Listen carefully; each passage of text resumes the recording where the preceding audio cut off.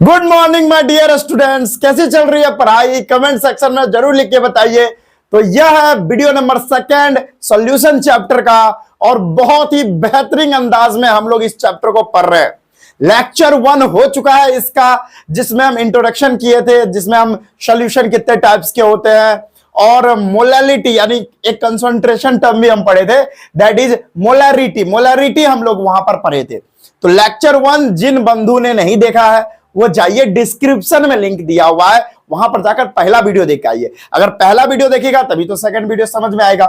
अगर आप कोई सीरियल देख रहे हो, ठीक है, वैसे नहीं देखना चाहिए, गंदी बातें गंदी बातें। अगर आप सीरियल देखते हो और 2-4 एपिसोड खत्म हो जाता है और चौथा एपिसोड से आप देख रहे हो, क्या वो समझ आएगा? बिल्कुल नहीं समझ आएगा।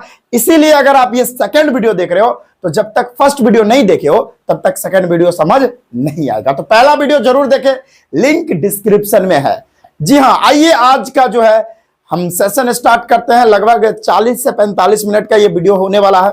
अगर आप अभी रुक जाते हो, 40-45 मिनट रुक जाते हो, तो मैं आपको एकदम 100% बता रहा हूं, आपको मोलैलिटी समझा दूंगा और मोल फ्रैक्शन समझा दूंगा, और इस पर आधारित बहुत अच्छे अच्छे सवाल भी करवा दूंगा जो बोर्ड में आए हैं और नीट में आए हैं। बढ़िया बढ़िया सवाल करवा दूंगा और मजा आ जाएगा। और बहुत सारे बच्चे कमेंट करते हैं, भाई ये जो वीडियो बना रहा हूं ना, ये सारी वीडियोज 12th वाले स्टूडेंट्स के लिए है, ताकि चाहे मतलब सीबीएसई बोर्ड का हो, चाहे यूपी बोर्ड का हो, चाहे बिहार बोर्ड का हो, या कोई सा भी बोर्ड से हो, आप कोई टेंशन नहीं है, आप देख सकते हो, क्योंकि मैं ट्रूली एनसीईआरटी पढ़ाता हूं और एनसीईआरटी से ही कोई भी कॉम्पिटेटिव लेवल का एग्जाम हो या कोई भी स्टेट बोर्ड का एग्जाम हो, एनसीईआरटी से ही आता है। तो जो भी बिहार बोर्ड, यूपी बोर्ड से है और इंग्लिश मीडियम से है तो वो यहां से कंटिन्यू कर सकते हैं।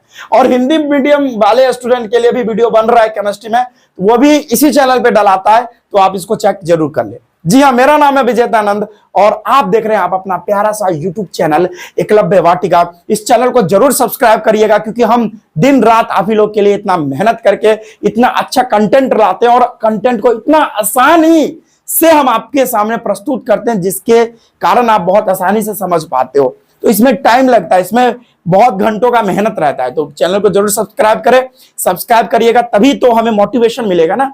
अगर मैं भी मेहनत कर रहा हूं, मेरे को भी कुछ मिलेगा, तभी तो मेरे को भी मन करेगा मेहनत करने के लिए ना, ठीक है। लेकिन वैसे आप नहीं भी करोगे तो कोई टेंशन नहीं है। मेरा ये मतलब ड्रीम ही है, मेरा ये हॉबी है कि बच्चे लोगों को पढ़ाना। टीचिंग जो है मेरे को बहुत अच्छा लगता है, इसीलिए मैं करता हूँ। खैर, लेकिन सपोर्ट दिखाओगे तभी तो और भी मजा आएगा ना, वो मैं बोल रहा हूँ। चलिए, और मैं स्टार्ट करने से पहले एक बार वीडियो को कंफर्म करता हूँ कि वीडियो चल रही है। हाँ, चल रही है, वीडियो तो बहुत अच्छे से चल रही है। चलिए, अब मैं स्टार्ट करता हूँ। हेडिंग आप लगा लो, दैट इज मोलैलिटी। आज का जो हेडिंग है हमारा, आज जो हम लोग करने वाले हैं वो है मोलैलिटी। देखो भाई, मोलैरिटी और मोलैलिटी दोनों में कुछ अंतर होता है। मोलैरिटी हम कल ही पढ़ चुके हैं, है ना, यानी पिछले वीडियो में कर चुके हैं। मोलैलिटी बढ़िया से समझा दिया था, नहीं समझ में आया, जो बच्चे नहीं देखे हैं वो वीडियो, तो जाके पहले वही वीडियो देख के आइए, तभी ये वीडियो समझ आएगा। तो मोलैलिटी है क्या? देखो भाई, मैं पहले डेफिनेशन लिख देता हूं, क्योंकि सभी लोग कहेंगे सर डेफिनेशन। पहले डेफिनेशन लिखा देता हूं, उसके बाद बात करता हूं। क्या यार, तोतला मैं भी बन गया। चलिए, मोलैलिटी क्या होता है कि देखिए, the number of moles of solute, the number of moles of solute present in 1 kg of solvent। बस इतना आप याद रखोगे, आपका काम बन जाएगा, क्योंकि डेफिनेशन से ही आप फॉर्मूला बना के ले जाओगे, ठीक है। और इसी पर आधारित बहुत अच्छे अच्छे सवाल भी आएंगे, जो कि एकदम इजी तरीके से हम लोग कर लेंगे, बहुत इजी तरीके से। क्या बोल रहा है मोलैलिटी की? The number of moles of solute present in 1 kg of solvent. किसी भी सॉल्वेंट में, सुनो मेरी बात को, किसी भी सॉल्वेंट में किसी भी सॉल्यूट का कितना मोल प्रेजेंट है, किसी भी 1 kg सॉल्वेंट में। मेरी बात को गौर करना, एक बार आप गौर से समझोगे तो आपको दोबारा पढ़ने की जरूरत ही नहीं पड़ेगी। मैं बोल रहा हूं, किसी 1 kg सॉल्वेंट में किसी भी सॉल्यूट का कितना मोल प्रेजेंट है, उसी को हम क्या बोलते हैं? उसी को हम बोलते हैं मोलैलिटी। मोलरिटी में क्या था, किसी 1 लीटर सॉल्यूशन में सॉल्यूट का कितना मोल प्रेजेंट है, तो वो वॉल्यूम की बात है और ये केजी की बात कर रहा है, और वो सॉल्यूशन की बात कर रहा था, ये सॉल्वेंट की बात कर रहा है। बस इतना ही अंतर है, इस अंतर को ध्यान रखिएगा, नहीं तो आप गलत नहीं कर दीजिएगा। ठीक है, चलिए, तो यहां से आपको पता होना चाहिए कि मोलैलिटी को डिनोट किस चीज से करते हैं। तो देखो, इट इज डिनोटेड बाय या डिनोटेड बाय, इसको हम लोग स्मॉल एम से डिनोट करते हैं, स्मॉल एम से डिनोट करते हैं, दिखाते हैं। इसकी यूनिट क्या हो जाएगी अभी आपको पता भी चलेगा, जब हम आपको फॉर्मूला बताएंगे तो यूनिट भी आप पता कर लोगे, लेकिन पहले मैं यूनिट लिख देता हूं, मोल पर केजी, या इसी को ऐसे लिख लो या ऐसे लिख लो, मोल पर केजी। ठीक है, या इसको ऐसे भी लिख सकते हो, मोलल भी इसको बोला जाता है, मोलल, जो आपको बोलना है आप बोल सकते हो।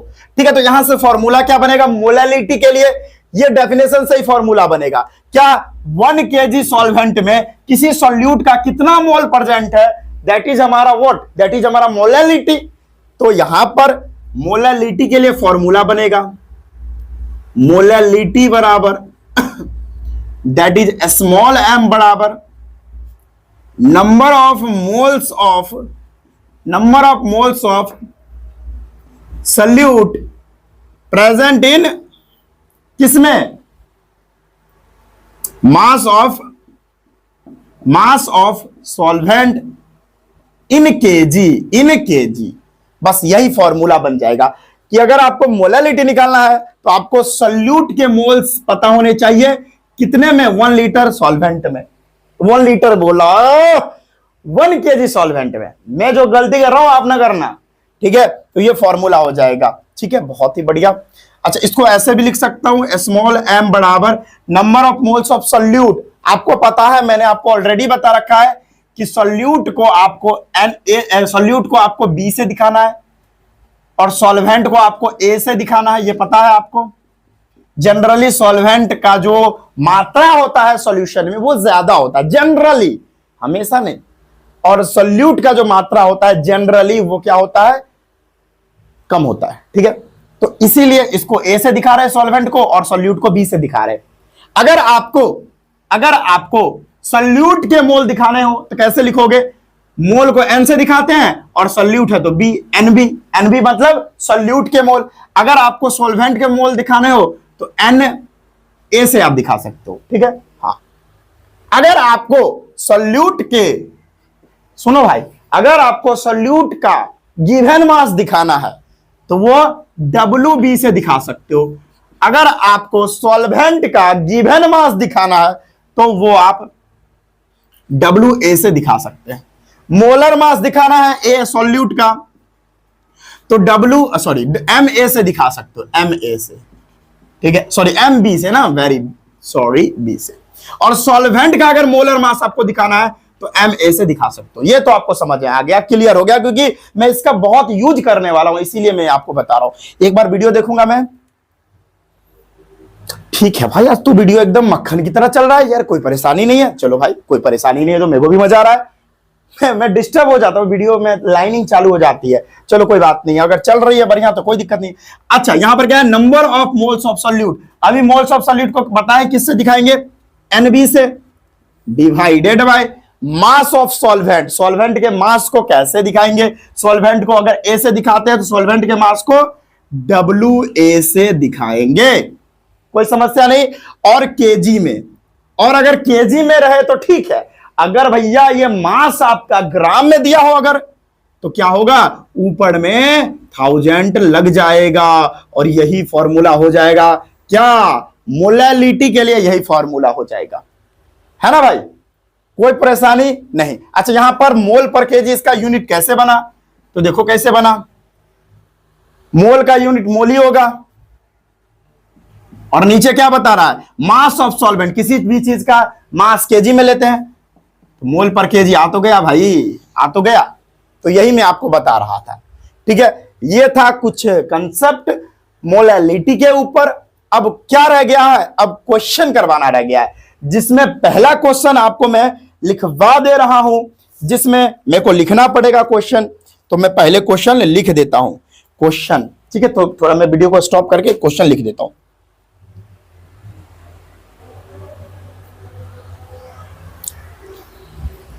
तो चलिए दोस्त, यहां पर एक क्वेश्चन आ गया है मोलालिटी के ऊपर। मैं वीडियो को एक बार फिर से देख लूं।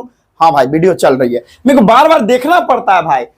जितना आसानी से आपके सामने वीडियो आ रहा है तो आप समझ रहे हो भाई, बहुत आसानी से वीडियो आ रहा है, लेकिन इसमें बहुत मेहनत लगता है। अभी मैं पढ़ा रहा हूं, पूरा कंसंट्रेशन से पढ़ा रहा हूं, वीडियो में लाइनिंग स्टार्ट हो जाएगी, तो मेरे को वो बार बार देखना पड़ता है, जिसके कारण मैं डिस्टर्ब भी होता हूं। क्या करूं, जब चैनल का थोड़ा ग्रोथ हो जाएगा तो ये सब फाइनेंशियल प्रॉब्लम्स है, अभी हम स्टूडियो को स्टार्ट मतलब सुधार नहीं सकते ना। जब फाइनेंशियल प्रॉब्लम इंप्रूव हो जाएगा, अच्छा हो जाएगा, मतलब ठीक ठाक हो जाएगा, तो हम सब कुछ अच्छा कैमरा वगैरह ले लेंगे, तो फिर कोई प्रॉब्लम नहीं होगा। अभी तो काम तो चलाना पड़ेगा ना फिलहाल में। चलिए, क्वेश्चन है मोलालिटी के ऊपर, एक बेस्ट क्वेश्चन मैं आपको देता हूं। मतलब बेस्ट तो नहीं कह सकते, बहुत इजी क्वेश्चन है। पहले इजी क्वेश्चन कराऊंगा, फिर अच्छे सवाल कराऊंगा। क्वेश्चन क्या है, if 160 gram of NaOH is present in 500 ml of water, okay, find molality if molar mass of NaOH is 40 ग्राम। कह रहा है कि NaOH जो है 500 ml वाटर में 160 ग्राम मौजूद है। मोलालिटी आपको फाइंड करने के लिए बोल रहा है। अगर NaOH का जो मोलर मास है वो 40 ग्राम है, तो आपको बताना है मोलालिटी। तो चलिए मोलालिटी फाइंड करते हैं। फॉर्मूला क्या होता है मोलालिटी का, देखो यहां पर लिखा हूं NB, अभी आपको देखो। तो चलिए स्टूडेंट्स, आगे बढ़ते हैं। लाइट कट गई थी, मैं भूला ना भाई, हजारों समस्या को झेल कर ये वीडियो हम आपके लिए शूट करते हैं। ठीक है, चलिए कोई बात नहीं है।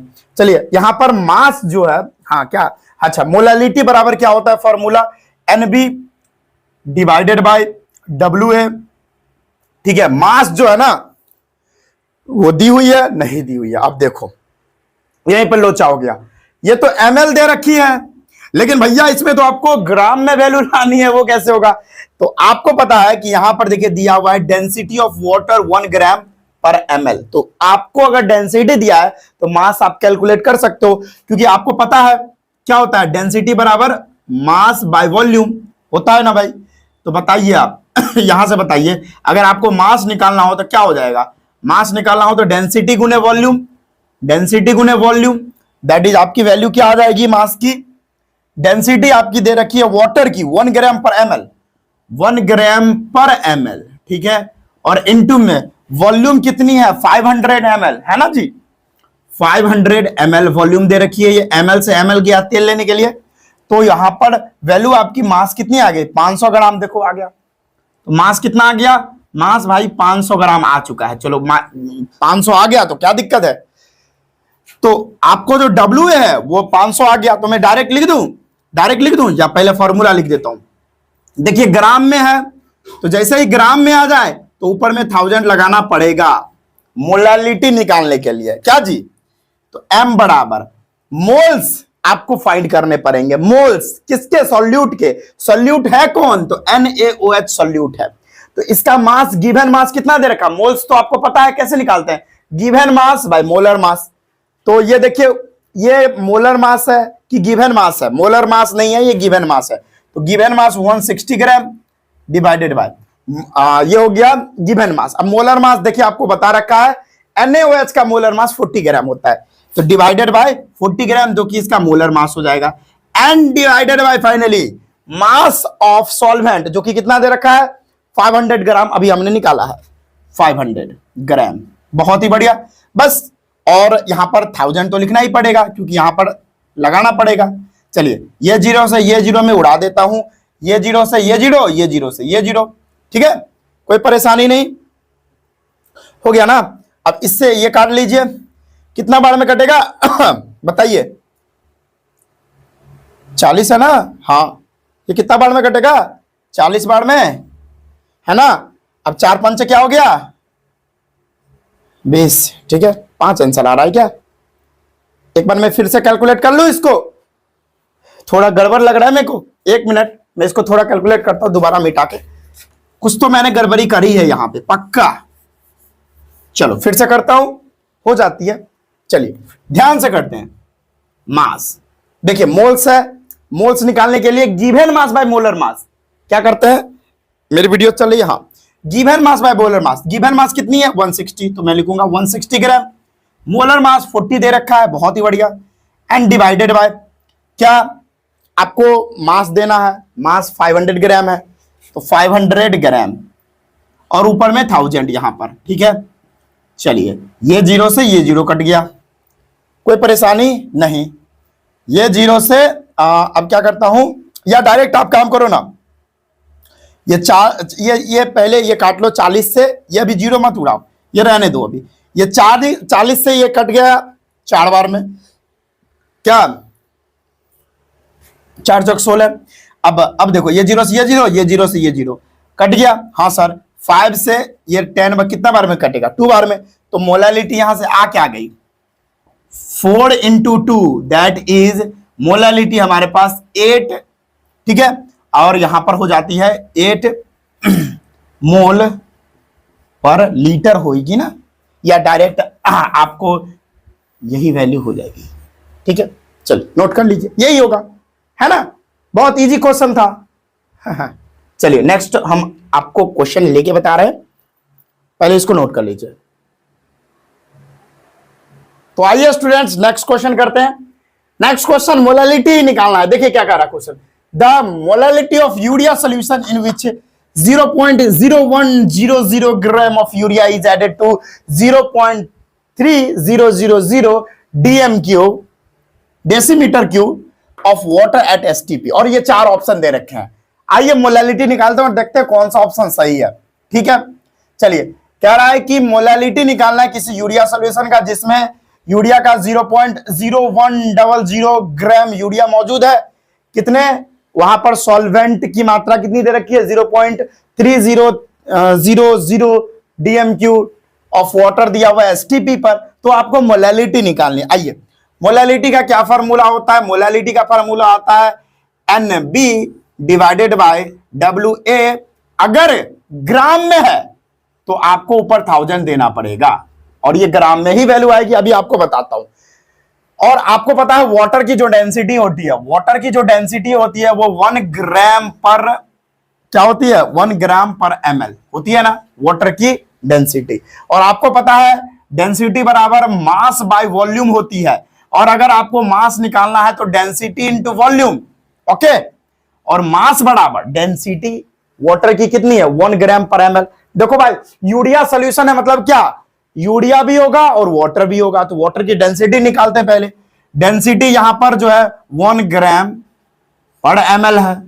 और वॉल्यूम भैया कितना है, देखो वॉल्यूम ये देखो 0.300 डीएमक्यू। सुनो भाई डीएमक्यू जो है ना वो लीटर के ही बराबर होता है, 1 लीटर के। तो अगर 0.3 है तो 0.3 है, 0.3 डीएमक्यू है, इसका मतलब है 0.3 लीटर। और 0.3 लीटर किसके इक्वल होगा, 300 ml के इक्वल होगा कि नहीं, बताओ भाई। डेफिनेटली। तो यहां पर वॉल्यूम क्या है, 300 ml, ml से ml गया तेल लेने, तो मास कितनी आ गई, 300 ग्राम। मास जो है आपको 300 ग्राम में दे रखी है, बहुत ही बढ़िया भाइयों। तो आइए यहां पर वैल्यू डालते हैं।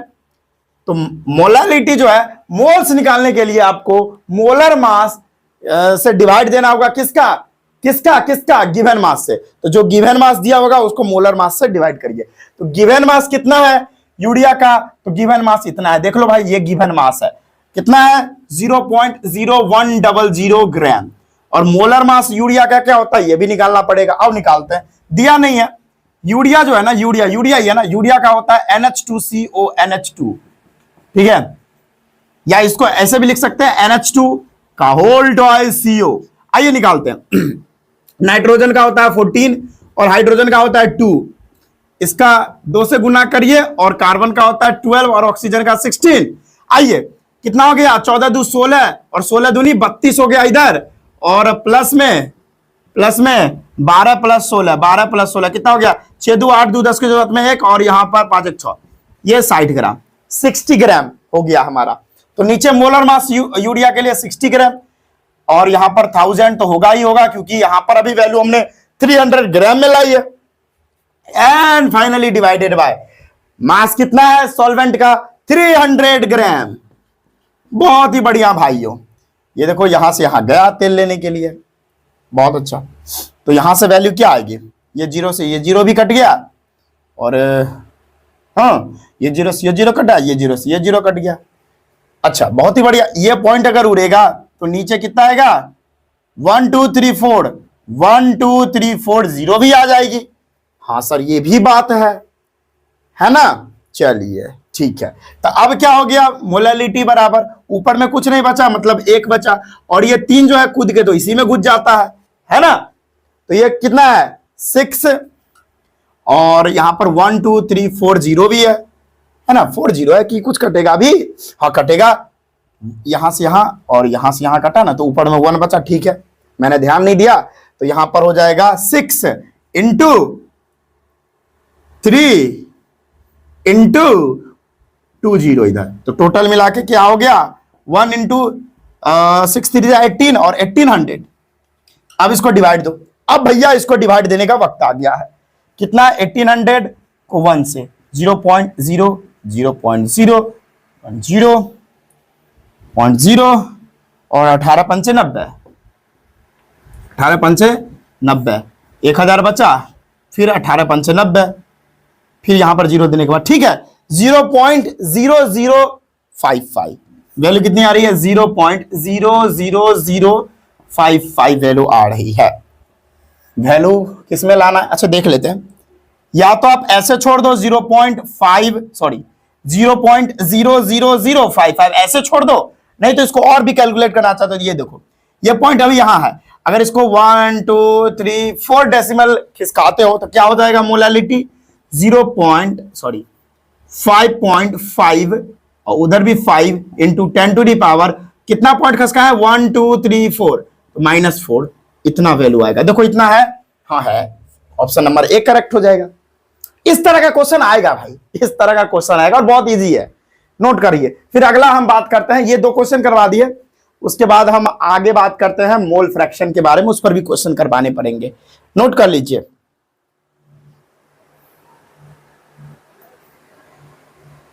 तो चलिए स्टूडेंट्स अब हम बात करते हैं मोल फ्रैक्शन के बारे में। किस चीज के बारे में भाइयों, जोर से बोलो, मोल फ्रैक्शन क्या होता है, ये मोल फ्रैक्शन, आइए इस पर गहन अध्ययन करते हैं। मोल फ्रैक्शन को काई से दिखाते हैं, ठीक है, ये काई से दिखाते हैं, मेरे को बनाने नहीं आता, या इसको एक्स से भी आप बोल सकते हो, कोई प्रॉब्लम नहीं है, ठीक है। मोल फ्रैक्शन बहुत इंपॉर्टेंट हम चीज आपको बताने जा रहे हैं।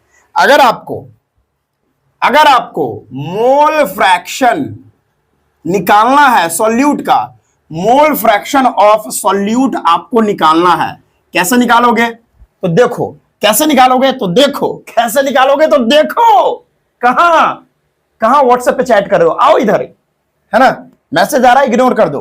तो अगर मोल फ्रैक्शन आपको सॉल्यूट का निकालना है तो आपको लिखना पड़ेगा moles of solute divided by total moles of solution, total moles of solution. अगर आप ऐसे करोगे तो आप मोल फ्रैक्शन सॉल्यूट का निकाल पाओगे, ठीक है। कैसे, देखो इसी को हम ऐसे भी लिख सकते हैं, मोल फ्रैक्शन सॉल्यूट का, सॉल्यूट को बी से दिखाते हैं और इसके मोल के लिए एन से, तो एन बी डिवाइडेड बाय, देखो सॉल्यूशन कैसे बनता है, सॉल्यूट प्लस सॉल्वेंट से, तो सॉल्यूट के मोल को हम कैसे दिखाते हैं बी से, सॉल्वेंट को मोल को ए से दिखाते हैं। तो अगर मोल फ्रैक्शन निकालना है सॉल्यूट के लिए, यानी अगर आपको काई बी निकालना है तो क्या फॉर्मूला बनेगा, N B divided by N B plus N A, ये आपको पता होना चाहिए। अगर आपको मोल फ्रैक्शन सॉल्यूट का निकालना है तो ये फॉर्मूला लगा दो। सिमिलरली अगर आपको मोल फ्रैक्शन निकालना है, अगर आपको मोल फ्रैक्शन निकालना है, मोल फ्रैक्शन ऑफ सॉल्वेंट निकालना है, कैसे करोगे, तो यहां पर लिखोगे मोल्स ऑफ सॉल्वेंट, है ना, moles of solvent divided by total moles of solution, solution का टोटल मोल्स लगा दो। सिमिलरली देखो कैसे, जैसे इसमें किए वैसे ही सिमिलर कर देना। चूंकि अभी सॉल्वेंट का मोल्स ले रहे हो तो आपको Na लिखना पड़ेगा, और सॉल्यूशन में सॉल्यूट प्लस सॉल्वेंट दोनों होते हैं, that is Na plus Nv। यानी अगर आपको Ka निकालना है, मोल फ्रैक्शन निकालना है सॉल्वेंट का, तो आपको मोल्स डालने पड़ेंगे सॉल्वेंट के और टोटल मोल सॉल्यूशन के भी, Na प्लस Nb, ये याद रखिएगा। ये दोनों में एक और बात आपको कॉमन आपको नजर आएगी, मतलब मस्त चीज है, वो ये है कि जो काय ए और काय बी की जो वैल्यू होती है, काय ए प्लस, मेरे को ये बनाने नहीं आता इसलिए मैं एक्स से ही दिखाता हूं, काय ए और काय बी की जो वैल्यू होती है वो 1 के इक्वल होती है, हमेशा ये बात याद रखिएगा।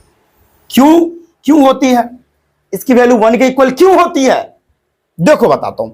अब बताओ काय ए की वैल्यू क्या है, काय बी की वैल्यू क्या है। काय ए की वैल्यू देखो ये है, सॉरी काय ए की वैल्यू कितनी है, ये देखो, ये काय ए की वैल्यू कितनी है, Na plus Na divided by Na plus Nb, तो मैं डाल देता हूं, काय ए की वैल्यू डालू यहां पे Na divided by Na plus Nb, ठीक है भाई बहुत बढ़िया, प्लस है तो प्लस। काय बी की वैल्यू कितनी है, काय बी की वैल्यू इतने देखो, इधर इधर देखो, Nb divided by Nb plus Na, डालता हूं Nb divided by Nb plus Na, बहुत ही बढ़िया, और इक्वल टू 1 है तो ये 1 डाल दो। देखो भाई इसका एलसीएम तो क्या आएगा, Na प्लस NaNb, कितना बार होगा Na प्लस Nb, ठीक है, कट जाएगा भाई, ये कट के तो 0 ही आ जाएगा, चल क्या है यार, ये कट के 0 आ जाएगा, सॉरी कट के 1 आ जाएगा, ये पूरा कट के 1 आ जाएगा, ये 1 के इक्वल हो गया ना, इसीलिए 1 के इक्वल होता है। कोई समस्या नहीं, कोई समस्या नहीं, कोई समस्या नहीं, ठीक है, बहुत ही बढ़िया। चलिए ये हो गया। अब हम बात करते हैं, बहुत इंपॉर्टेंट बात करेंगे, ये मैं आपको कंसेप्ट दे रहा हूं, ये कंसेप्ट आपको याद रखना है, ठीक है, तभी क्वेश्चंस वगैरह बनेंगे। एक बार देख लेता हूं वीडियो सही से चल रही है कि नहीं, मेरे को देखना पड़ता है। चलो सही रही वीडियो, एकदम पक्का बढ़िया से चल रहा है, कोई दिक्कत नहीं है। अब देखो भाई मस्त बात बता रहा हूं, ये तो आपको समझ में आ गया, कोई परेशानी है तो कमेंट बॉक्स में लिख के बताओ। हाँ चलिए बहुत ही बढ़िया। अब देखिए ये जो मोल फ्रैक्शन होता है, मोल फ्रैक्शन होता है, ध्यान से देखिए, मोल फ्रैक्शन का जो रेशियो होता है, मोल फ्रैक्शन रेशियो, वो हमेशा इक्वल होते हैं मोल रेशियो के। ये क्या मतलब हुआ सर, ये बहुत इंपॉर्टेंट पॉइंट मैं बता रहा हूं आपको, ये याद रखिएगा।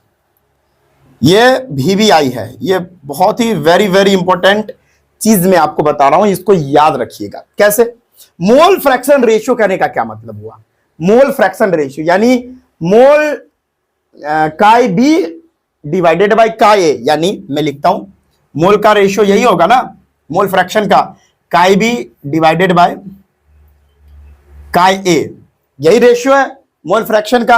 ये मोल फ्रैक्शन का रेशियो हमेशा मोल के रेशियो का बराबर होगा। कैसे कैसे आओ बताता हूं। देखो काय बी की वैल्यू कितनी है, देखो यहां पर है Nb divided by Nb plus Na, ठीक है, N डिवाइडेड बाय काय ए की वैल्यू कितनी है, Na divided by Na plus Nb। इसको आप फर्दर सॉल्व करोगे तो आप क्या पाओगे कि ये और ये कट जाएगी, तो यहां से क्या हो जाएगी, Nb डिवाइडेड बाय Na।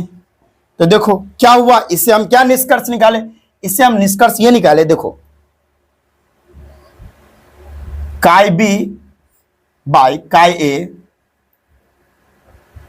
भाई ये को बनाने में बहुत दिक्कत होता है, ये किसके इक्वल है, Nb डिवाइडेड बाय Na के। अब इससे क्या पता चला, मैंने जो स्टेटमेंट लिखा वही स्टेटमेंट को ये बता रहा है। क्या बता रहा है, मैंने बोला मोल फ्रैक्शन का जो रेशियो है हमेशा मोल के रेशियो का इक्वल होता है, यानी ये देखो मोल फ्रैक्शन का रेशियो है ना, ये मोल फ्रैक्शन का रेशियो है ना, ये मोल के रेशियो का इक्वल हो रहा है कि नहीं हो रहा है, वही देखो ये मोल फ्रैक्शन का रेशियो हमेशा मोल के रेशियो का इक्वल होता है, यही बात ये बता रहा है। ठीक है भाइयों, आई होप ये जानकारी आपके खोपड़ी में जा रही होगी और आपको समझ में आ रही होगी। अगर आपको ये सारी जानकारी समझ में आ गई तो अब क्वेश्चन प्रैक्टिस करते हैं। अगर क्वेश्चन प्रैक्टिस करेंगे तो ये सारा कंसेप्ट रिवाइज भी होगा और समझ में भी होगा, मतलब आएगा कि कैसे हुआ। ठीक है, चलिए पहले एक क्लिक में इसका स्क्रीनशॉट कर लीजिए या वीडियो पॉज करके आप नोट भी कर सकते हैं। जल्दी से नोट करिए, क्वेश्चन करवाता हूं।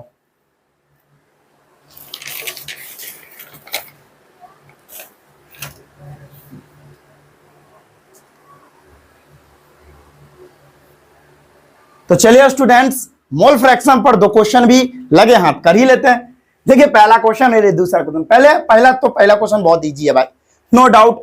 अगर मैं अभी एक क्वेश्चन भी सॉल्व नहीं करवाऊं तो आप भी कर सकते हैं, ठीक है। आप एकदम अभी हम आपको क्वेश्चन सॉल्व नहीं करवाए ना मोल फ्रैक्शन पे, अगर ये आप क्वेश्चन देखेंगे तो फॉर्मूला आपको अभी जस्ट बताया, वो फॉर्मूला को देखोगे, ये क्वेश्चन पट पट से खट बन जाएगा क्वेश्चन। कैसे? तो आइए बनाते हैं सॉल्यूशन, इसका करते हैं। पट से खट बनेगा, पट से खट। If 3 moles of water is mixed with 1 moles of sugar, 1 mole of sugar, मतलब अगर 3 मोल वाटर का 1 मोल शुगर के साथ मिक्स किया जाता है, तो find mole fraction of water and sugar. Water और शुगर का दोनों का मोल फ्रैक्शन निकालना है। आइए देखिए टोटल मोल्स, पहले अगर हम किसका निकालते हैं, वाटर का, पहले वाटर का मोल फ्रैक्शन निकालते हैं और शुगर का। देखो पहले शुगर का निकाल लेते हैं। शुगर क्या है, यहां पे मैं लिख देता हूं, शुगर क्या है, सॉल्यूट है। अच्छा, वाटर क्या है, सॉल्वेंट है। वाटर क्या है, सॉल्वेंट है। चलो ये तो पता होगा, बच्चा वाला चीज है ये। तो चलो शुगर का निकालते हैं। तो शुगर का मोल फ्रैक्शन को हम बी से सूचित करेंगे, डिनोट करेंगे, क्योंकि ये सॉल्यूट है। तो एक्स बी बराबर क्या हो जाएगा, यानी एक्स बी बोले तो काई बी बराबर क्या हो जाएगा, N B divided by N A plus N B. यही होगा ना, अभी यही पढ़ा हूं ना मैं, आप लोग को यही ना पढ़ाया हूं। तो मोल कितना दिया हुआ है बी का बोले तो शुगर का मोल कितना है, शुगर का 3 mole of water is mix with 1 mole of sugar, sugar का मोल 1 दिया हुआ है, 1 मोल दिया हुआ है, डिवाइडेड बाय सॉल्यूशन का मोल कितना होगा, सॉल्यूट और सॉल्वेंट का दोनों का मोल मिला दो, वही सॉल्यूशन का मोल होगा। दैट इज 3 मोल वाटर का है और 1 मोल किसका है, शुगर का है। दैट इज 4 मोल हो जाएगा टोटल मिला के। तो कितना आया, काई भी कितना आया, 1/4। बहुत ही बढ़िया। सिमिलरली ऐसे ही कर दो काई ए के लिए। कैसे निकालोगे भाई, N A divided by total solution का मोल, ठीक है। तो काई भी कैसे निकालोगे, काई ए निकाल रहा हूं ना। तो ए का कितना है मोल, 3, और डिवाइडेड बाय कितना है किसका, सॉल्यूशन का मोल 4। तो देखो ये भैया, ये हो गया हमारे शुगर का, और ये हो गया भैया हमारा किसका, वाटर का। दैट्स इट, निकल गया 1/4 और 3/4। इसका आप जोड़ोगे ना, इसको 1 के इक्वल आएगा, क्योंकि आपको ऑलरेडी बता चुका हूं काई ए और काई बी किसके इक्वल होता है, 1 के इक्वल होता है। मेरे को बनाने नहीं आता, मैं डायरेक्ट एक्स से एक्स बी करके भी कर सकता था, लेकिन चलो कोई बात नहीं है। काई ए और काई बी की जो वैल्यू होती है 1 के इक्वल होती है। इस दोनों को जोड़ो, आप 1 नहीं आएगा तो क्या नाम है को, ठीक है। आइए दूसरा क्वेश्चन का सोल्यूशन करते हैं। कह रहा है कि 138 gram of ethyl alcohol is mixed with 72 gram of water, मतलब 138 ग्राम इथाइल अल्कोहल है। इथाइल अल्कोहल बोले तो क्या भाई, इथाइल अल्कोहल बोले तो क्या, इथाइल अल्कोहल बोले तो वही दारू C2H5OH। हाँ, अगर 138 ग्राम इथाइल अल्कोहल जो है 72 ग्राम ऑफ वाटर के साथ मिक्स किया जाता है, तो आपको रेशियो बताना है, the ratio of mole fraction of ethyl alcohol to water. If molar mass of ethyl alcohol is 46 of water is 18 gram. तो आपको क्या बताने हैं, आपको मोल फ्रैक्शन बताना है। बहुत इजी है भाई, आइए सॉल्व कर लेते हैं। पहले सॉल्यूट क्या है, सॉल्वेंट क्या है, पहले इसका निष्कर्ष निकालते हैं। देखो इथाइल अल्कोहल कम मात्रा में होगा, यानी इथाइल अल्कोहल को C2H5OH से दिखाते हैं, तो ये क्या होगा, अरे भैया दारू जो पानी में मिलाते हैं तो दारू कम रहता है ना, पानी ज्यादा रहता है। तो भैया ये जो इथाइल अल्कोहल यानी दारू है, ये हो जाएगा सॉल्यूट, इसकी मात्रा कम है। और वाटर क्या होगा, सॉल्वेंट हो जाएगा, वाटर हमारा सॉल्वेंट हो जाएगा। बहुत ही बढ़िया। तो हम लोग सॉल्यूट के मोल फ्रैक्शन को कैसे दिखाते हैं, काई बी से, और सॉल्वेंट के मोल फ्रैक्शन को काई ए से दिखाते हैं। चलिए पहले काई बी निकालते हैं, पहले काई बी निकाल लेते हैं। तो काई बी निकालने के लिए या काई ए निकालने के लिए, यानी मोल फ्रैक्शन सॉल्यूट का या सॉल्वेंट को निकालने के लिए हमको मोल पता होना चाहिए। यहां तो मोल दिया हुआ था क्वेश्चन में, तो इजी से बन गया, लेकिन यहां पर मोल निकालना पड़ेगा। आइए निकालते हैं पहले मोल। पहले हम सॉल्यूट का यानी C2H5OH का मोल निकाल लेते हैं। मोल कैसे निकलता है, मोल निकलता है given mass by molar mass से। चलिए गिवन मास कितना दिया हुआ है इथाइल अल्कोहल का, 138 ग्राम। 138 ग्राम, बहुत ही बढ़िया। मोलर मास इथाइल अल्कोहल का क्या होता है ये भी निकालना पड़ेगा। चलो भाई, दिया है क्या?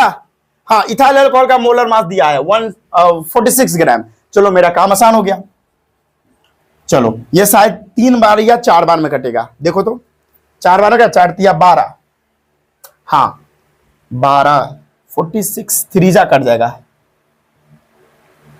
ठीक है 3 बार में ये कट रहा है। 3 मोल, इधर से कितने मोल आ गए? 3। इथाइल अल्कोहल के 3 मोल आ गए। उसी तरह से वाटर का मोल निकाल लो आप। वाटर का मोल निकाल लो, कितना होगा? Given mass by molar mass, ऐसे ही निकलेगा। हाँ सर, गिवन मास वाटर का कितना है? 72 ग्राम ऑफ वाटर, यानी गिवन मास 72 ग्राम है, तो लिखूंगा 72 ग्राम। और मोलर मास वाटर का 18 होता है, सभी लोग जानते हैं। देखो यहां पर 18 दिया हुआ है, वैसे आप करके भी निकाल सकते हो, लेकिन यहां क्वेश्चन में दिया हुआ है 18। ये 4 ग्राम, ठीक है, 18 4 से 72, तो यहां पर 4 मोल हो गए। चलो भाई, दोनों के मोल निकल गए ना, मोल निकल गए। तो आइए मोल फ्रैक्शन निकालते हैं पहले सॉल्यूट के लिए, यानी मोल फ्रैक्शन पहले बी के लिए निकाल लेते हैं। तो क्या हो जाएगा? NB Na plus NB, that is क्या होगा? NB का मोल कितना है? B का मोल कितना है? ये देखो B ये सॉल्यूट है ना भाई, यही तो सॉल्यूट है। ये 3 मोल डिवाइडेड बाय सॉल्यूशन का मोल कितना होगा? A का मोल कितना है? 4 और B का मोल 3, तो टोटल मिला के 3/7 ये मोल निकल गया B के लिए। अब A के लिए मोल निकालो, सॉरी मोल फ्रैक्शन निकल गया B के लिए। अब मोल फ्रैक्शन A के लिए निकालो, यानी वाटर के लिए। तो वो मोल कितना मांग रहा है? ये फॉर्मूला पहले ये होता है formula, Na divided by Na plus NB equal to Na mole कितना है सॉल्वेंट का? That is 4 mole divided by solution का मोल तो कितना होगा? 7। सिंपल है भाई, ये 4/7 और ये 3/7, यही हमारा रिक्वायर्ड आंसर होगा। अगर आप इसको जोड़ोगे 3/7 प्लस 4/7, ये हमेशा 1 के इक्वल आएगा, 100% है 1 के इक्वल आएगा। आओ दिखाता हूं, 7 7 7, 3 + 4 दैट इज 4 3 7/7 खट 1 आ गया। इससे यही प्रूफ हो गया ना। इससे क्या प्रूफ हुआ? इससे यह प्रूफ हुआ कि जो का ए होता है वो, अरे भाई, वो काय बी के का जो सम होता है, काय ए और काय बी का सम 1 के इक्वल होता है। इससे ये प्रूफ हो गया। चलिए भाई, ये मैंने क्वेश्चन भी करवा दिया आपको। अगले वीडियो में हम क्या देखने वाले हैं? Mass percentage, volume percentage, mass by volume percentage, ये अगले वीडियो में देखने वाले हैं। तो चलिए, अगर आप नोट करना चाहते हैं नोट कर लीजिए। चलिए फटाफट नोट करिए, फटाफट नोट करिए भाई। चलिए, आई होप आज का लेक्चर आपको बहुत पसंद आया होगा। क्या? तो अपनी राय कमेंट बॉक्स में जरूर दें कि वीडियो आपको कैसा लगा है। आज का लेक्चर थोड़ा छोटा था, ठीक है, कोई बात नहीं है, क्योंकि देखो अगर हम अभी वॉल्यूम परसेंटेज और mass percentage, volume mass by volume percentage जो है, ये सब अगर मैं करवा दूंगा, इसमें ज्यादा टाइम खींचेगा, क्योंकि इस पर न्यूमेरिकल्स भी अच्छे अच्छे आएंगे और फिर कंसेप्चुअल क्वेश्चंस भी आएंगे, तो टाइम लग जाता। ये लगभग 1.5 घंटा का वीडियो हो जाता। तो मैं अभी यहाँ पे स्टॉप किया हूँ, अगला मैं अगले दिन करवा दूंगा। तो चलिए मिलते हैं अगले वीडियो में। इसी तरह से आप क्लास करते रहिए और क्वेश्चन प्रैक्टिस लगाते रहिए। आप मिलते हैं अगले वीडियो में। जय हिंद।